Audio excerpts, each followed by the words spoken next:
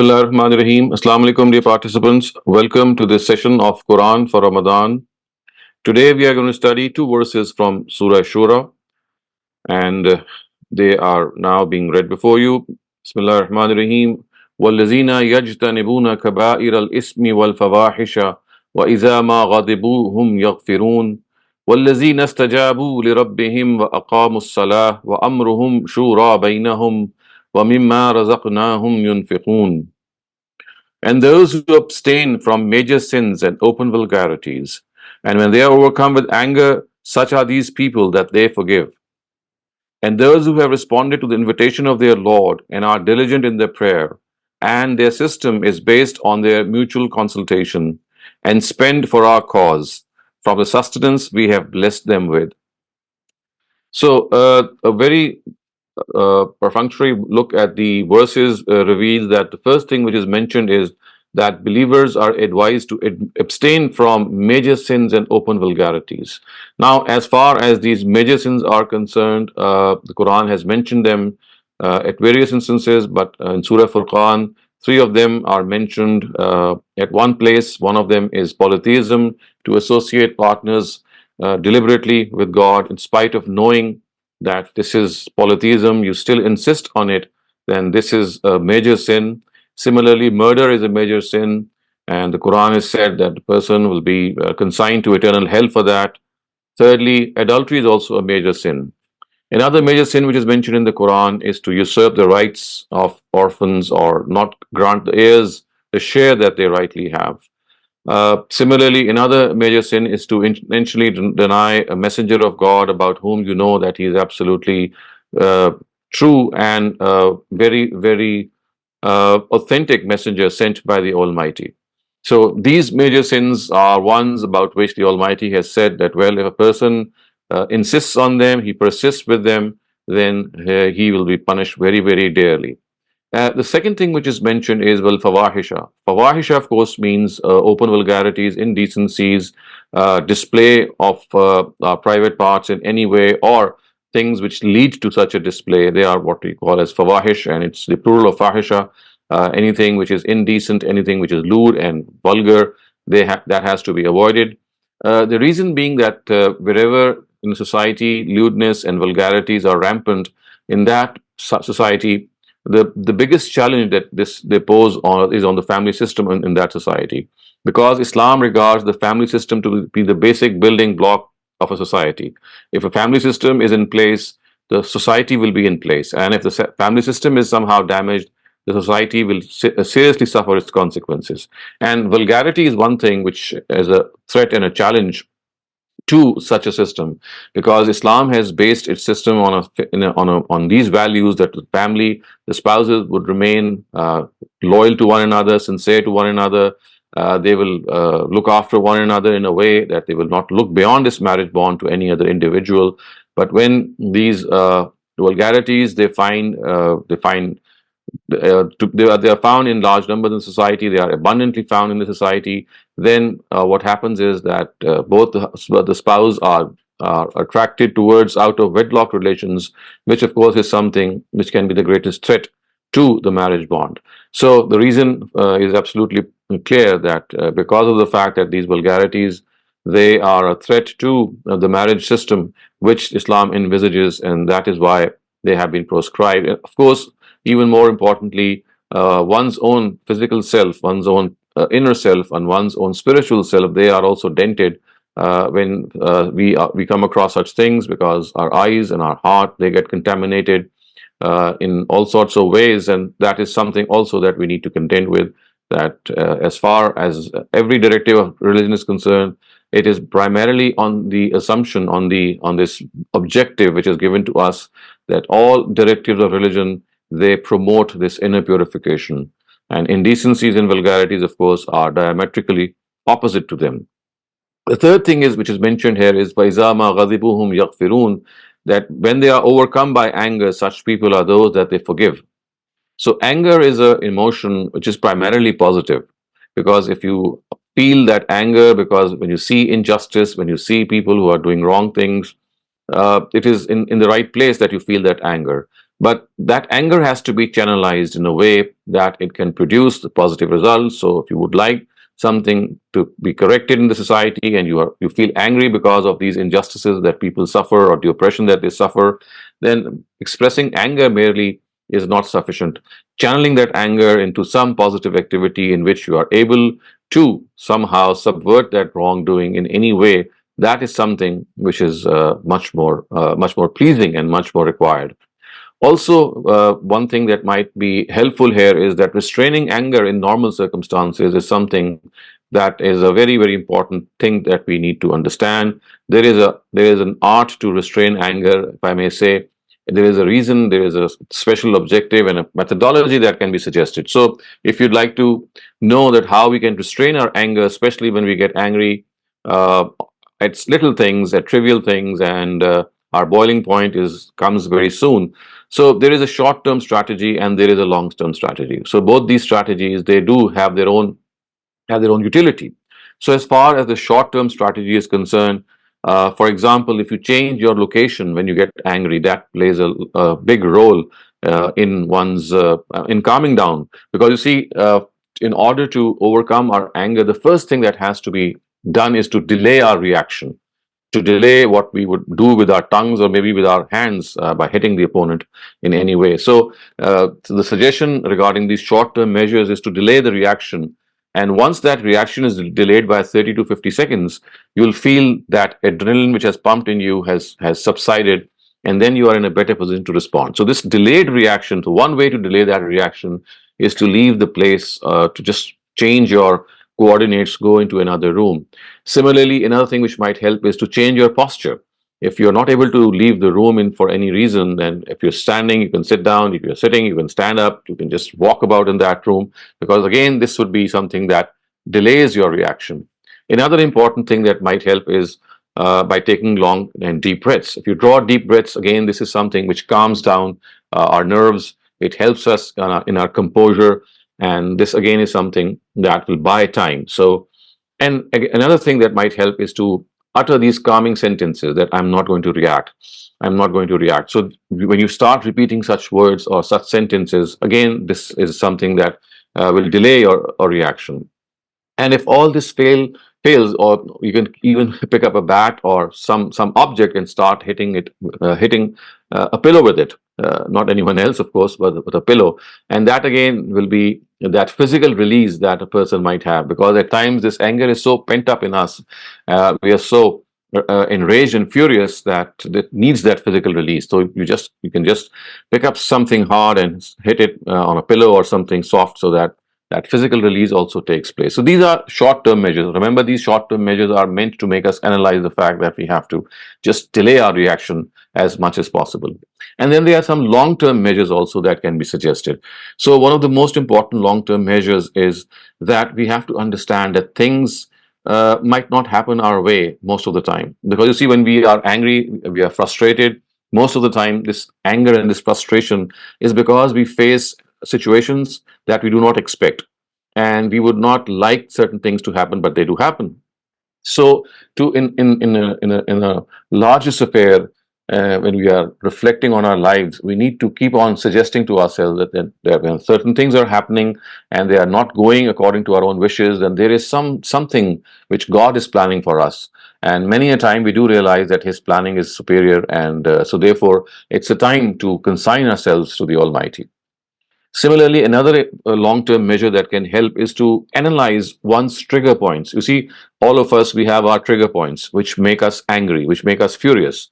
So it's best to avoid those trigger situations. It's best to walk away from those trigger situations. Yes, it's at times it is not possible, but then many a time you can control and manage this whole situation, so that those trigger situations or those trigger points do not even arise. The third thing which can also help in this long-term anger management, so to speak, is that we try to imagine our reaction in our own mind and imagination.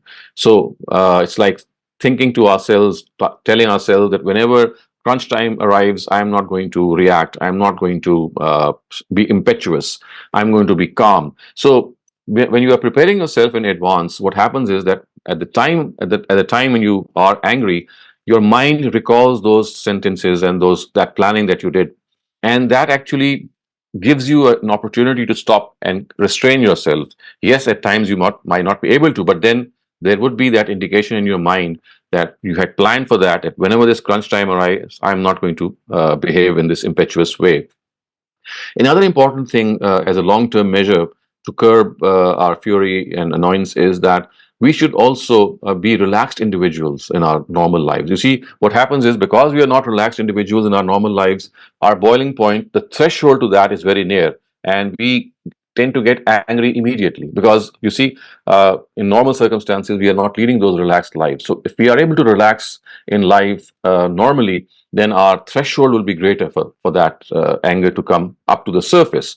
And to relax, of course, is something which comes to us naturally. And also, at times, we know what are our relaxation points or what makes us relax. I mean, it could be listening to some music, it could be listening to a song, it could be going for a sport, it could be walking, it could be jogging, it could be deep breathing, it could be yoga, it could be so many things.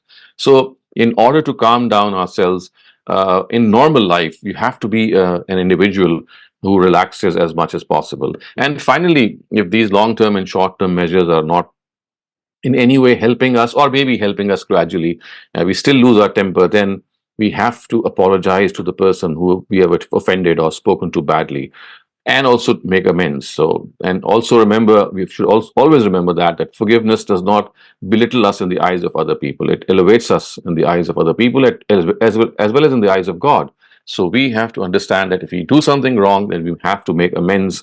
And the Prophet is reported to have said in a very beautiful way that a person who is strong, and a person who is a wrestler, is not a person who actually defeats someone in a wrestling match, but a person who's really strong is one who controls himself at the time of anger. So, if you want to know if you're a strong person or not, that is the measurement of that strength is if you can restrain your anger. Remember, expressing and losing anger is something which is the sign of weak individuals. The next thing which is mentioned is وَالَّذِينَ اسْتَجَابُوا لِرَبِّهِمْ وَأَقَامُوا الصَّلَاةَ وَأَمْرُهُمْ شُورَى بَيْنَهُمْ وَمِمَّا رَزَقْنَاهُمْ يُنْفِقُونَ. And those who have responded to the invitation of their Lord and are diligent in their prayer. So again, this is something that we have discussed earlier on, that in the times of the Prophet, people were punished and subjected to severe torture as soon as they would accept Islam. And this would be something that would be a really, really huge test of faith.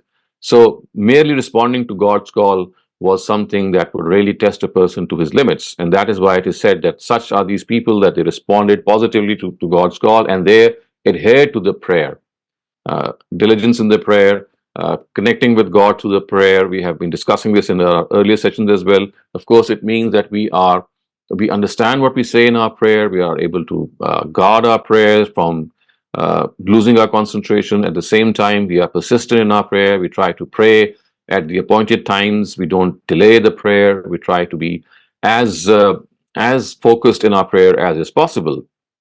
وَأَمْرُهُمْ شُورَى بَيْنَهُمْ means that their system is based on their consultation. Of course, this means that every single person who is eligible to give his opinion should be sought an opinion from.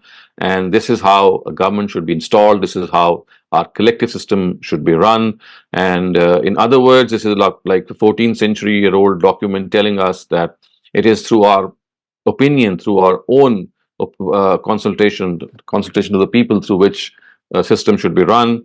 In other words, it is the will of the people which shall decide who should be the ruler. And if there is a difference of opinion, then of course, automatically this means that the majority view would prevail. And this, in other words, is also the essence of present day democracies. So, Islam actually stands for this, that you have to bring people to power, then you have to have your own say in them. It is people who are going to elect their own representatives. It's not that they have been divinely appointed, which is the case with theocracy, and neither are there monarchs or kings, which is the case with so many dictatorships and monarchy. And in fact, it has been a line of succession in Islamic history of various dynasties. But the Quran stands rock solid against this concept, and it says that amruhum shura bainahum, that their system has to be based on consultation, and وَمِمَّا رَزَقْنَاهُمْ يُنْفِقُونَ, that whatever we have given them, the Almighty says, they spend out of that. In other words, they are not stingy. They are not they don't withhold their money. Whenever they find that there are opportunities to spend for the cause of God, they come forward, whatever they have. Even if they have a small amount, they do not shy away from that small amount. In all circumstances, they in fact look for opportunities to come forward and spend in the way of God, because this is how they share their own favors and blessings with those who are underprivileged. So with this, we come to an end to this discussion, and we can now move on to our Q&A session. Thank you, Dr. Shehzad, for a beautiful explanation. Our first question will come from Abrar. You may unmute your mic and ask your question. السلام علیکم سر. سر میرا question تھا کہ ابھی media کے اوپر بہت سے علماء کرام یہ فرما رہے تھے کہ اگلے مہینے جو ہے اسرائیل سرخ رنگ کی گائے ذبح کرنے کے بعد جو ہے مسجد اقصی کو شہید کریں گے اور اس کے بعد وہاں پر تھرڈ ٹیمپل ہیکل سلیمانی تعمیر کریں گے, اور یہ فرما رہے تھے کہ یہ ان کی تورات کی جو کتاب ہے اس کے اندر یہ پروفیسی موجود ہے. تو سب سے پہلے تو پلیز مجھے یہ بتائیے گا کہ اس کی حیثیت کیا ہے اس بات کی, اور اس کے بعد یہ بھی بتائیے گا کہ اس پر ہم مسلمانوں کا کیا رد عمل ہونا چاہیے. یہ بات بالکل صحیح ہے کہ وہ ایک تیسرے ٹیمپل کی جو کنسٹرکشن ہے اس کا انتظار کر رہے ہیں, کیونکہ ان کے نزدیک جو مسایہ ہیں جنہوں نے آنا ہے وہ آئیں گے ہی تب جب کہ تھرڈ ٹیمپل جو ہے وہ بن جائے گا ایک روایت کے مطابق, اور دوسری روایت کے مطابق وہ راہ ہموار کر کے رکھیں گے تاکہ وہ مسایہ آئیں اور وہ خود وہ ٹیمپل بنائیں. تو یہ روایت ان کے ہاں موجود ہے جوز کے ہاں, اور اسی وجہ سے یہ جو علاقہ ہے فلسطین کا یہ ان کے لیے بہت اہم علاقہ ہے, اور وہ ہر قیمت پہ یہ چاہتے ہیں کہ اس علاقے کو اپنے زیر نگین لے کے آئیں. اور اس کے لیے ظاہر ہے موقع مسلمانوں نے فراہم کیا, حماس نے وہ حملہ جب کیا اور ان کو وہ موقع دے دیا.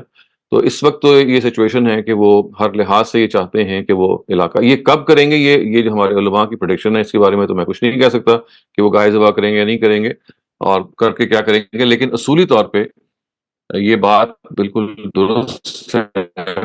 وہ انتظار کر رہے ہیں کہ ان کا جو مسایہ آئے گا وہ آ کے یا تو خود وہ ٹیمپل بنائے گا, یعنی بیت المقدس کی تیسری مرتبہ تعمیر کرے گا, اور یا پہلے سے تعمیر شروع ہوگی اور پھر وہ آ کے آئیں گے اور پھر پوری دنیا میں ان کا حکومت ہوگی, جیسے کہ وہ بیان کیا جاتا ہے ان کی تفصیل.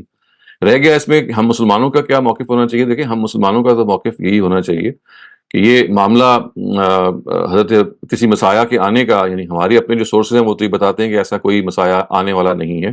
جو آنے والے تھے وہ حضرت مسیح تھے, وہ آ چکے ہیں, اور وہی تھے جن کی پریڈکشن تھی, اور ان کے بعد نبی صلی اللہ علیہ وسلم کی آنے کی پریڈکشن تھی جوز کے اسکرپچر میں, یہودیوں کے اسکرپچر میں, لیکن انہوں نے دونوں کا انکار کیا. حضرت مسیح کا انہوں نے انکار کیا اور حضرت نبی صلی اللہ علیہ وسلم کا انکار کیا, اور اب وہ ظاہر ہے کہ اس کا انتظار کر رہے ہیں. تو آنے والے نے تو آنا نہیں ہے, لہٰذا ہمیں بھی اس چیز کے بارے میں یعنی جو طریقہ اختیار کرنا چاہیے وہ بجائے اس کے کہ ہم اس ڈیبیٹ میں پڑھیں کہ ان کا موقف صحیح ہے یا نہیں ہے. اس موقف کو ہمیں اپنی طریقے سے جو ہمیں بیان کرنا چاہیے علمی طریقے سے ہم ضرور بیان کریں. اس وقت تو یہ علمی ڈسکشن ہے, یہ اس کا تو ظاہر ہے کہ فی الحال کوئی موقع نہیں ہے, یعنی یہ موقع تو آپ کسی وقت بھی پیدا کر سکتے ہیں ان لوگوں کے درمیان جو یہ سننا چاہتے ہوں. لیکن وہاں تو اس وقت لڑائی ہو رہی ہے, اور لڑائی ریسنٹلی بند ہوئی ہے, لیکن اس کا بھی آفٹر مارک جو ہے, اس کی جو بعد کی جو ادوار کی بہت ساری بھی چیزیں ایسی ہیں جو ہمارے سامنے واضح نہیں ہے. دھواں ابھی بھی ہے جو سیٹل نہیں ہوا کہ وہ آگے جا کے اس کو اس سیز فائر کے بعد معاملے کو کیسے آگے چلنا ہے. لیکن اس سے قطع نظر آپ یہ دیکھیے کہ اس سے بہت پہلے مسلمانوں کو اگر تھوڑا وہ جذباتی نہ ہوتے تو سن 48 میں جب اسرائیل بنا تھا, مئی میں اسرائیل بنا ہے 14 مئی غالباً سن 48 کو, اور اگست میں اقوام متحدہ نے یہ ریزولوشن پاس کی تھی کہ ہم اس علاقے کو 3 حصوں میں تقسیم کر دیتے ہیں. ایک حصہ فلسطین کو جائے گا, ایک حصہ اسرائیل کو جائے گا, اور جو جروسلم کا شہر ہے اس کو ہم ایک انٹرنیشنل سٹی ڈکلیئر کر دیتے ہیں. اور یہ تینوں مذاہب کے لیے کیونکہ مقدس جگہ ہے, عیسائیوں کے لیے بھی مقدس جگہ ہے کیونکہ ان کا جو چرچ آف ہولی سپلکر ہے وہ اسی علاقے میں ہے. ان کی بلیف یہ ہے کہ حضرت مسیح کو اسی علاقے سے صلیب دیا گیا, وہ بھی حضرت مسیح کے آنے کا انتظار کر رہے ہیں, وہ بھی کہتے ہیں کہ اسی علاقے میں وہ آئیں گے. تو ان کے لیے بھی وہ ایک ہولی جگہ ہے, یہودیوں کے لیے بھی وہ ایک ہولی جگہ ہے, اس لیے وہ بھی اپنے مسیح کا انتظار کر رہے ہیں, اور مسلمان بھی جو حضرت مسیح کا انتظار کر رہے ہیں. تو وہ ان کے لیے ابھی بیت المقدس جو ہے اگرچہ اس کی جو حیثیت ہے وہ ایک دوسری حیثیت بن چکی ہوئی ہے, لیکن بہرحال وہ مسجد کے طور پہ چونکہ مقدس جگہ ہے, حضرت سلیمان کی بنائی ہوئی مسجد ہے, اس کی جو ریمننٹس ہیں, اس کی جو باقیات ہیں, تو یہ انہوں نے فارمولا پیش کیا تھا جس کو نہیں ایکسیپٹ کیا گیا. तो मेरा तो अभी ये ख्याल है कि सबसे बेहतर सोल्यूशन यही था, और किसी तरह से अगर इसको दोबारा से किया जा सकता है तो ये तीनों ही जो एब्राहमिक फेथ्स हैं, ये इनके भले की चीज़ है। Thank you, Dr. Shehzad. Bisma, you may ask your question now. Assalamualaikum, Dr. Saleem. You mentioned earlier in your when you opened the segment today that the sanctity of marriage is very important in Islam. But when you talk to a young adult and you tell them that a man is allowed to marry 4 times at a time, even as a mature individual, adult myself, it's hard for me to understand how can the sanctity of marriage be important if a man is allowed, and it will not be regardless of a woman not liking it, society not liking it. He's allowed by God to marry again, and he can go ahead and do it. How do you convince a young mind that this is in no, how do you convince a young mind? That's my question. That if you're selling the idea of sanctity of a marriage being the most important thing, or a family in Islam, how do you tell them that it's okay to marry a few times? And so you see, you start off with how we have observed the scheme of God. The scheme of God shows that an ideal marriage takes place between one husband and one wife, because when God created mankind, He did not create for Eve's for Adam. He created one wife for Adam, which shows that in the normal circumstances, in general circumstances, and an ideal circumstance, even I would say that it's one man and woman who bring together a family, who bring into being a family.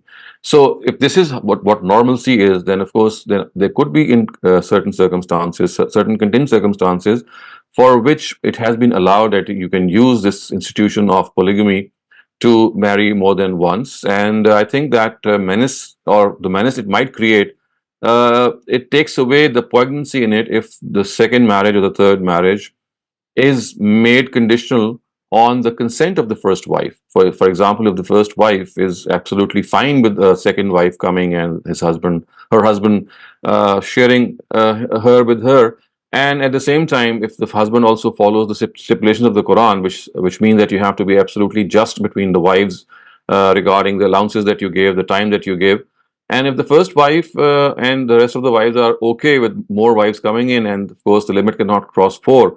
So I think in this circumstance, there are so many things that can be taken care of. For example, there are women who need this shelter and support, who might have become widows, or maybe they have become past a marriageable age, but they are well set and they are well educated at times. They are very highly educated and they don't get a match for them, but then they settle for a lesser match. So this also can be done something. So there are a number of things that can be catered from this institution of marriage, if the first wife, I would say, agrees, and also, as the Quran has said, that justice is maintained. So as far as the condition of the first wife's consent is concerned, this is not a condition which is imposed by the Sharia. But of course, we can impose it because anything which can disrupt a family institution, potentially, any law can be made in favor of that, so that that disruption does not take place. And I think that if such a law does take place and is passed, and this institution is put to such use, I can see many women who might not have good husbands, maybe, or who are widowed, or maybe divorced, or passing through any other circumstance that is bitter. They can find good shelter. That is what I understand. Thank you, Dr. Shehzad. Baran, you may ask your question now. Assalamu alaikum rahmatullahi wa barakatuh. Walaikum assalam. Sir, my question is also about the institution of marriage. We know it's very sacred, but nowadays it has been very difficult. It's been made very difficult to marry, especially in Western countries, because somebody needs to study for like 25 years or something and build a career. And most parents nowadays do not allow for their children to marry before they have reached the career. So what should people, like young people, do if they have they want to get married, they have the need for marriage, but they are not able because of their parents or the situation? Well, I think this is a circumstance, is a situation that all of us face in our own societies. As parents, we face this. As young ones, we face this. And unfortunately, the structure of the society has been I would say, organized in the form that professional education has become a lengthy affair. So by the time a boy or a girl gets settled in life, which means that they are good in their profession, well set in their profession, they are well into their 30s.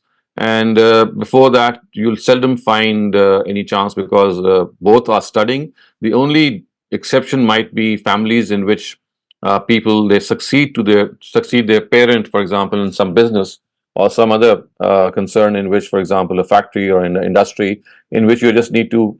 I mean, if you have some basic education, all that you need to do is to sit with your father or your uncles and just carry on with the legacy. So for such people, it's easier to marry early, but for other ones who are in professional life and they take time, so this is an evil, a social evil, I would say, that has arisen.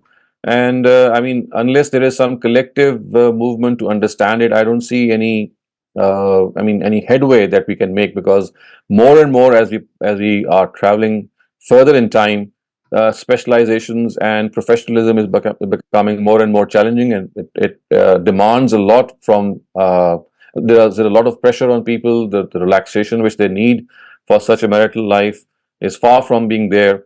And I mean, they're always looking for more professionalism, for more jobs, and at times you're doing two of them at one time, sacrificing a lot of your other needs. So I mean, this is a situation that all of us are in, and as much as possible, I mean, this is something that we have to face. And what we can do otherwise is to immerse ourselves into some creative thing, so that somehow we are able to divert ourselves as well. Of course, this is a natural desire, the sexual desire, which when overcome, if when a person is overcome with, it's difficult to go to do away with it, because like just like feeling hungry, when you are very hungry or when you're very thirsty, you need to fulfill that thirst, you need to quench that thirst. So similarly, that is how we need to do it as well. So if nothing, it is no headway being made, then of course self gratification, which is a way out, is something that can be done to release that pressure that might build up. But of course, with that, some other activities which might be helpful, which of course, as I just said, one of them is to indulge in any creative hobby. Creative things, they divert your attention, they bring you towards the higher ideals in life, in which the desires which would might still overcome you will still be there, but then they would be, I mean, so to speak, cut to size as well. But if you're vacant, if you don't have any hobby, if you don't have any occupation, then you will be overcome with these desires all the time. And especially with the internet available and pornography becoming so common, it becomes such an easy I mean, we become such an easy prey to it. So it's like building those barriers and blocks, and whenever it's not possible, as I said, there is nothing against in the Sharia which prohibits self gratification. Thank you, Dr. Shehzad. There's a question in the chat. Please give your opinion about Surah Fil, Ababil, the birds throwing pebbles on Abraha's people, and he wants to know if there's another interpretation to this concept. Well, if you look at the tafsir of Ustaz Amin and Islahi and Ustaz Javed and Ghamidi, both are, you'll find them in the Urdu and the English languages on our YouTube channels and our websites. So they say that basically this is a erroneous interpretation which has somehow gotten into our tafsir books, in which it is said that these birds appeared and they pelted the elephants of Abraha, and they actually were instrumental in defeating the army, which is not true linguistically also, and according to the law of God as well. So linguistically, if you see that the word tarmihim has been used, tarmi means to throw. So bird cannot throw, it can only drop. So the word drop and throw, I mean, linguistically cannot be used interchangeably. You cannot use the word throw with a bird, because for that you need a arm or something like that, because you throw in a horizontal direction or maybe in a vertical direction, but then it has to have that fling in it. Of course, the verb used in Arabic is rama yarmi, which means to throw. And the birds, of course, they did not throw; they dropped. They opened their I mean, they just opened whatever stone that they carried, and in their claws, and they just opened their claws and they just fell on those elephants, so to speak. So first thing is that linguistically, this is not the right verb, and therefore it does not sit well in the whole linguistic scenario. The second and more important thing is that the law of God is that had the Quraysh taken refuge, as is generally said, in the mountains and left the defense of the house of God to God, as is we see is the general portrayal, then this is now how God proceeds. He wants people to do as much as they like, and the help of God arrives once people do the needful. So the Quraysh could not have vacated that house as is generally understood, because the law of God is that if he is to interfere in something, even if it is his own project, then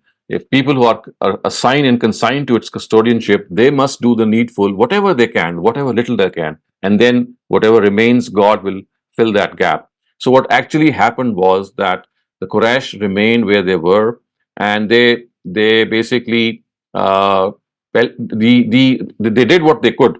Tarmihim bihijaratin min sijil means that they did what they could to pelt stones at the army, and there was a huge storm which actually blew as a result. And the stone that they would throw, because of the speed of this storm, they would pick up speed, and these stones which were thrown by an arm, by a person, of course, because of that storm and that tempest that was let loose, the speed would increase, and that would strike the elephants and the ababil. The word ababil actually does not refer to any swallows, as is generally said. It means a group of birds. So the word ababil actually means a group of birds. So they were not sent basically to pelt stones. They came to eat the meat of those elephants, and of course the people who died or who were killed in battle, the Quraysh people. So tarmihim bihijaratin min sijil and faj'alahum ka'asfin ma'kul.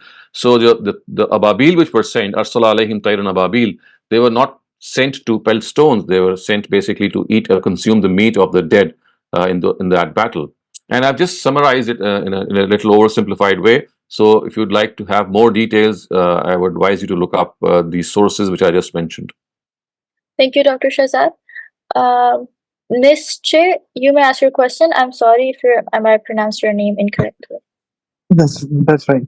So, Dr. Shehzad, the question over here is, you mentioned about the sanctity of marriage and how important or how sinful it is to get involved into a extramarital affair of any kind. Now, in case if the spouse is not approachable, and let's say if there is any kind of conversation or understanding that one needs to provide, and the spouse takes it in an ill manner and inflicts pain on herself, like hits or bites themselves, then what must one do? Because in turn, what is happening is there is loss of connectivity with the spouse, and there is attraction, not attraction, but a great sense of admiration and adoration for the other person that is not in the marriage. So what must one I don't do? think. Let me repeat what I have understood. So what you are saying is that the wife here is inflicting self-harm. Is that what you? Yes. She's inflicting self-harm, and she would not like to become intimate with the husband. Not just intimate with the husband, not even come to an understanding about the daily chores or the daily activities of life. Right. There is no understanding. So intimacy remains long lost.